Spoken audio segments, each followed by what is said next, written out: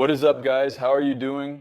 Welcome back to the channel. I am really happy to have you here, and in today's video I am going to talk about the Za'zell Preston case.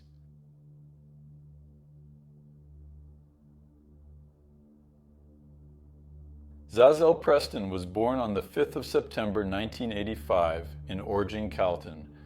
She was the daughter of the couple Larry Preston and Za'zell Preston Williams, who besides her had 5 more children. According to family and close friends, despite all the challenges in her life, Za'zell was a kind individual and would always greet everyone warmly and with open arms in her life. During the events, she was 26 years old and resided with her husband, William Wallace, newborn son, and 2 daughters from a previous relationship, one of whom was 3 years old and the other 8. The family resided in Anaheim, situated in Southern California. Za'zell was taking classes in the hopes of becoming a counselor on domestic violence. She had the intention of helping and guiding people who were suffering in violent relationships. She selected this occupation because she personally experienced a violent relationship in her own marriage. William had already committed acts of violence on previous occasions. He even ended up spending some time in jail because of the injuries he caused her. Once a relative of Za'zell went to her house to visit her, but ended up finding her wandering dazed in the middle of the street due to a serious head injury caused by William. During that period, Za'zell was still pregnant with her son. Za'zell's entire family was fully aware of the situation she was in, because this was not the first time a family member had witnessed something similar to this before. On another occasion, Za'zell called frantically to a relative to come pick her up from the bathroom of a convenience store. She was concealing herself in the area because of William, who had assaulted her and was searching for her. However, despite the situation and the episodes of violence she endured, Za'zell loved her husband and didn't want her marriage to end, even though it was challenging. On one of her social media profiles, she utilized a photo of herself and William engaging in a kiss as her profile picture, accompanied by the caption, "Lovebirds for life." On December 24, 2011, the couple went to a party at a neighbor's house. William had been released from prison in July of that same year, and things between the couple, to those who saw from the outside, seemed normal. Even when William was released, Za'zell posted the subsequent sentence on her social media platform. "I am extremely happy that my spouse has returned. Thank you, Jesus." However, this feeling of joy would not endure for a long period of time. When the couple came back to their apartment, the neighbors overheard a heated argument between them. As the minutes went by, the argument only got worse, until the moment came when William went after Za'zell. Knowing she was going to get beat up, Za'zell ran out of the apartment, but William managed to catch up with her.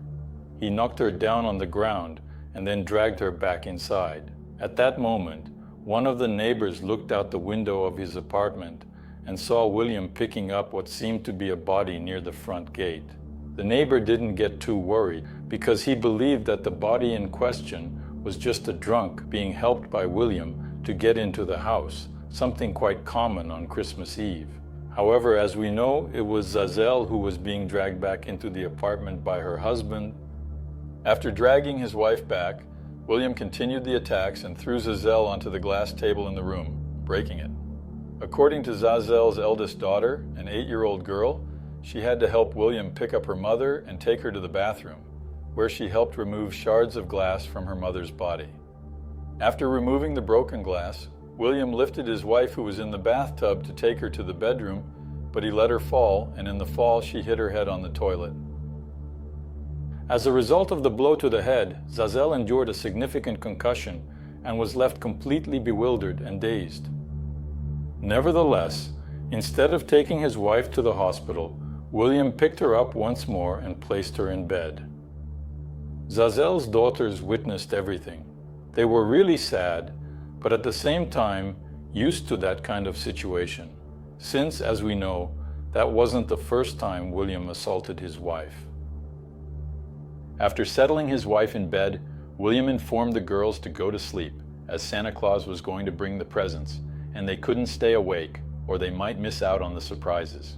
In William's mind, Za'zell would be better the next day and would forgive him as she always did, and their lives would go on as usual. But this time that wouldn't happen. Things had gone too far, and due to his serious injuries, Za'zell couldn't resist and passed away. When William realized that his wife was lifeless in their bed, he started thinking about how he would solve that and maybe, who knows, get away with it. So he devised this insane plan. The following morning, on the day when the girls unwrapped the gifts that were placed beneath the Christmas tree, William had a conversation with them in advance. He attempted to attribute all responsibility for the events they had observed the previous night to his spouse. He told the girls that their mother had drunk too much and ruined their Christmas. And if that wasn't enough, inventing all these lies about Za'zell so her daughters would see her as a bad person, William went even further. Prior to the girls entering the room to unwrap their gifts, William took hold of Za'zell's lifeless body and positioned it on the floor, propped up against the couch in a manner that created the illusion of her being seated, as if she were still alive. Then he took a pair of sunglasses and placed them over Za'zell's eyes in order to make everything appear more convincing. William departed, leaving Za'zell's body positioned in front of the Christmas tree where the presents were, as if she was looking at the tree with a sense of longing. William then summoned the girls to unwrap the gifts and informed them that their mother would examine everything as she always had, just like in previous Christmas celebrations. The girls, without questioning, because they believed in William and also because deep down they were afraid of him, began to open their presents. Despite all of the circumstances, they were happy, just like any individual of their age who receives a gift on Christmas. They had no idea that their mother had died and was no longer alive. Afterwards, Za'zell's oldest daughter went up to her mother and realized that she was feeling cold. The girl mentioned it to William, and William saw that it was time to put an end to the charade. At around 9 a.m., William called emergency services and told the attendant that his wife was unwell and needed medical attention. The paramedics arrived at the scene in a very short amount of time.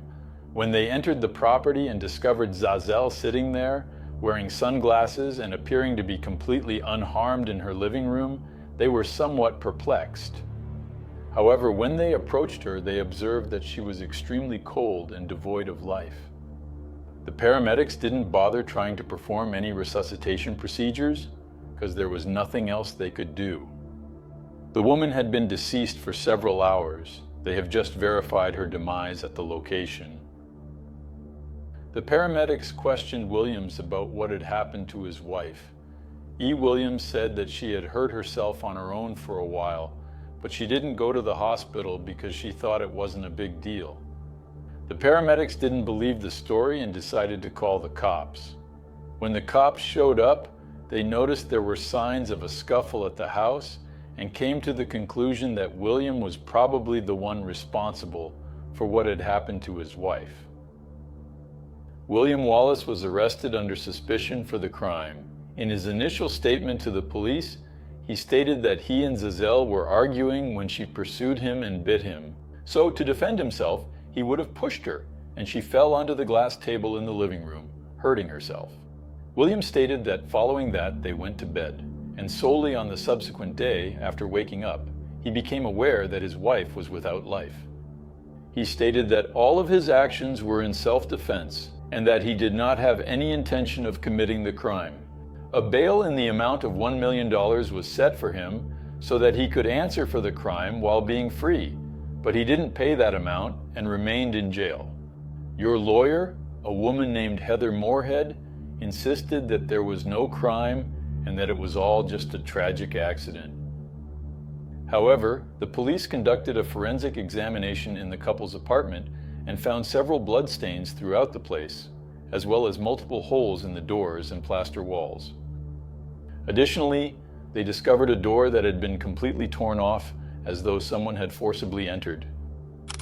That indicated that multiple instances of violence had taken place there in that particular residence. Additionally, the examination conducted on Za'zell's body revealed that she had been subjected to a brutal assault. The autopsy also determined that the cause of death was attributed to a blunt head trauma, which was inflicted by multiple powerful blows to the head. It was abundantly clear to the authorities that what transpired with Za'zell was not an accident, and certainly not an act of self-defense, but rather a deliberate and criminal action. Following William's arrest, the custody of Za'zell's 2 daughters and her newborn son was granted to her mother. Za'zell Preston's funeral took place in January 2012 at the Evangelho Luz de Deus em Cristo Church in Santa Ana, California. The farewell ceremony was attended by around 100 people, including friends and family. The trial of William Wallace commenced in March 2021, a period of 9 years following the occurrence of the crime. During his trial, Za'zell's family members spoke in the courtroom about the occasions they witnessed the violent episodes caused by William. In his defense, William asserted that, on the day of the crime, both he and his spouse were intoxicated, and that, while arguing, he unintentionally shoved her across the table. William discussed it as though it were a commonplace matter and as if he had not committed any wrongdoing. Za'zell's oldest daughter, who was 8 years old at the time of the crime, but now she was already 18, also testified in court. According to her, she saw her mother fall onto the glass table, but she couldn't remember if she had fallen by herself or if she had been pushed by William. A rep from a women's shelter in the vicinity also appeared and gave testimony during the court proceedings. According to him, Za'zell had attempted to escape from her husband multiple times and indicated that during the incident, the woman had the intention of departing from William and beginning anew. Despite William's insistence on his claims of self-defense and accident, he was unable to convince the jurors of his innocence and was found guilty. With that, in June of the year 2021, William Wallace was sentenced to a total of 15 years in prison. However, since he had already been in jail for 9 years, he received credits for those years and will only have to serve 6 years in prison. At present, William Wallace is imprisoned in a correctional facility in the state of California, where he will be held until the year 2027. So that's it, guys. Thank you very much for being here, and I'll see you in the next video.